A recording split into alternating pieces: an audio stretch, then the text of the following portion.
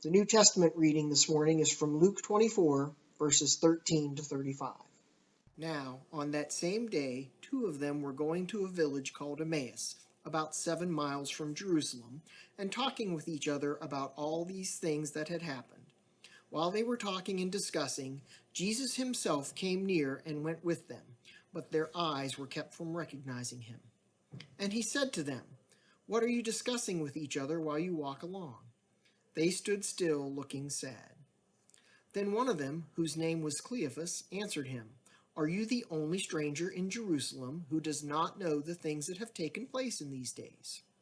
He asked them, "What things?" They replied, "The things about Jesus of Nazareth, who was a prophet, mighty in deed and word before God and all the people, and how our chief priests and leaders handed him over to be condemned to death and crucified him. But we had hoped that he was the one to redeem Israel. Yes, and besides all this, it is now the 3rd day since these things took place. Moreover, some women of our group astounded us. They were at the tomb early this morning, and when they did not find his body there, they came back and told us that they had indeed seen a vision of angels, who said that he was alive. Some of those who were with us went to the tomb and found it just as the women had said, but they did not see him."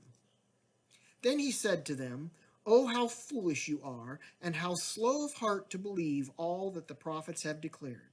Was it not necessary that the Messiah should suffer these things and then enter into his glory?"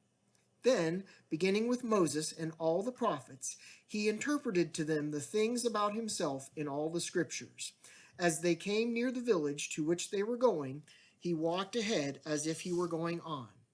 But they urged him strongly, saying, "Stay with us, because it is almost evening, and the day is now nearly over."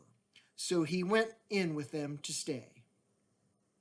When he was at the table with them, he took the bread, blessed it, and broke it, and gave it to them. Their eyes were opened, and they recognized him, and he vanished from their sight. They said to each other, "Were not our hearts burning within us while he was talking to us on the road, while he was opening the scriptures to us?" That same hour they got up and returned to Jerusalem, and they found the 11 and their companions gathered together. They were saying, "The Lord is risen indeed, and he has appeared to Simon." Then they told what had happened on the road, and how he had been made known to them in the breaking of the bread. The word of the Lord. Thanks be to God.